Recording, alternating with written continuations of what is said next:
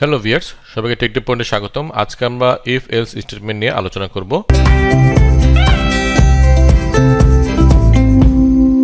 If else স্টেটমেন্টের মাধ্যমে আমরা একটি সিঙ্গেল কন্ডিশন অ্যাপ্লাই করে দুটি অপারেশন করতে পারি। যদি কন্ডিশন ট্রু হয় তাহলে ইফ ব্লকের মধ্যে যে সকল স্টেটমেন্ট থাকবে সেটা এক্সিকিউট হবে, আর যদি ফলস হয় তাহলে এলস ব্লকের মধ্যে যে সকল স্টেটমেন্ট থাকবে সেগুলো এক্সিকিউট হবে। আমরা যদি ফ্লোচার্টটা দেখি তাহলে আমরা বুঝতে পারবো যে এখানে কন্ডিশন যদি ট্রু হয় তাহলে আমাদের এই গ্রিন পাথটাতে যাচ্ছে এবং এখানে কি হচ্ছে, ইফ ব্লকে যা আছে সেই সকল স্টেটমেন্টগুলো এখানে এক্সিকিউট হবে।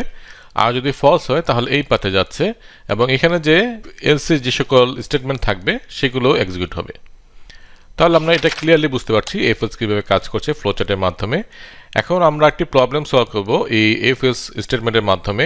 সাপোজ আমরা দুটি সংখ্যার মধ্যে কোনটি বড় সংখ্যা সেটা আমরা বের করতে যাচ্ছি। তাহলে আমরা এই ফ্লোচার্টের মাধ্যমে সেটাকে ডিজাইন করতে পারি। যেমন আমরা দুটি ইনপুট এখানে নিচ্ছি, নাম1 এবং নাম2, এবং এই কন্ডিশন আমরা অ্যাপ্লাই করছি নাম1 কি নাম2 থেকে বড় কিনা।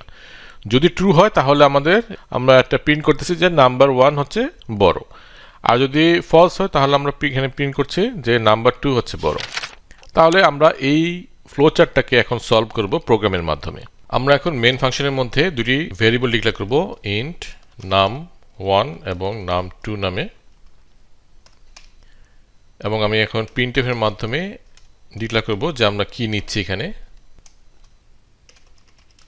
Enter the first number. ওকে, আমরা স্ক্যানএফ এর মাধ্যমে এই ফার্স্ট নাম্বারটা নিচ্ছি।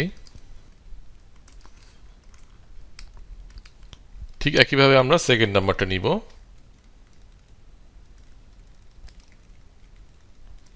ওকে, তাহলে আমরা দুইটি নাম্বার নিচ্ছি, ফার্স্ট নাম্বার এবং সেকেন্ড নাম্বার। এখন আমরা এই দুইটা নাম্বারের মধ্যে এখন ইফ এলস কন্ডিশনের মাধ্যমে আমরা চেক করব যে কোন নাম্বারটা বড়। তাহলে আমরা এখন লিখব ইফ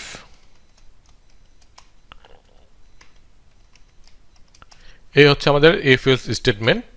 এখন এখানে আমরা কন্ডিশনটা লিখব নাম্বার 1 গ্রেটার দেন নাম্বার 2। ওকে, তাহলে আমাদের এখন কি হবে, নাম্বার 1 যদি নাম্বার 2 থেকে বড় হয় তাহলে আমাদের এখানে আমরা কি প্রিন্ট করতে যাচ্ছি, প্রিন্টএফ the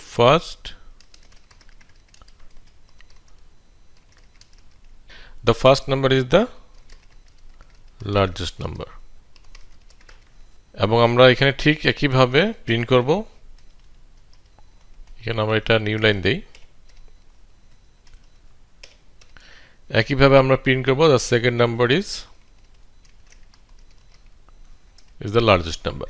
ওকে, তাহলে এখানে কি হচ্ছে, লজিকটা যদি আমাদের কারেক্ট হয়, ট্রু হয়, তাহলে আমরা প্রিন্ট করব first number is largest number, আর যদি ফলস হয় তাহলে প্রিন্ট করব the second number is the largest number।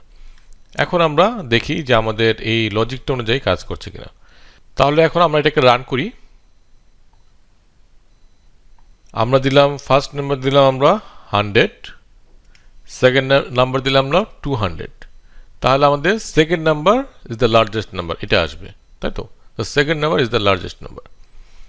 আমরা যদি এখন যদি আমরা ফার্স্ট নাম্বারকে বড় দিলাম, সাপোজ ফার্স্ট নাম্বার 500 এবং সেকেন্ড নাম্বার দিলাম 200, তাহলে first number is the largest number সেটা আসতেছে। ওকে, তাহলে আমাদের প্রবলেম সলভ। এখন এই ইফ এলস স্টেটমেন্টটা কীভাবে কাজ করছে আমরা যদি একটু ভালোভাবে বুঝতে চাই তাহলে আমরা ডিবাগিং করতে পারি। জাস্ট এখানে আমরা একটা অ্যাড ব্রেক পয়েন্ট দিলাম এবং আমরা ডিবাগিং করার জন্য এটাকে প্লে করলাম। তাহলে আমাদের ডিবাগিং শুরু হয়ে গেল। আমরা ফার্স্ট নাম্বারটা দিলাম সাপোজ 500 এবং সেকেন্ড নাম্বার দিলাম আমরা 200। ওকে, তাহলে এখন কিন্তু আমাদের এটা রান করা শুরু করলো, ডিবাগিং আমাদের রান করা শুরু করলো, আমাদের এইখানে এসে থেমে গেছে এটা। তাহলে আমাদের ফার্স্ট নাম হচ্ছে 500। আমরা যদি এটাকে দেখতে চাই ওয়াচ করে,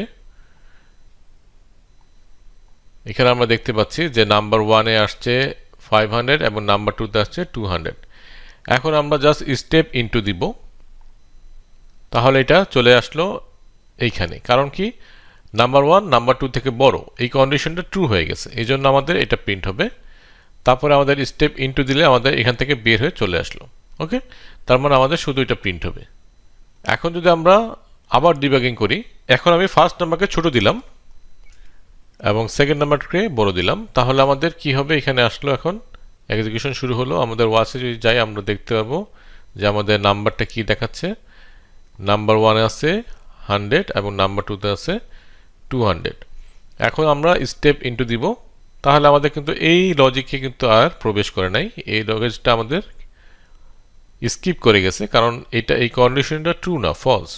ফলস হওয়ার সাথে সাথে সে কিন্তু চলে গেছে এইখানে, এবং এটাকে এখন আমরা যদি স্টেপ ইনটু দিই তাহলে এটা আমাদের প্রিন্ট হয়ে যাবে। তার মানে এখানে আমাদের প্রিন্ট হলো second number is the largest number.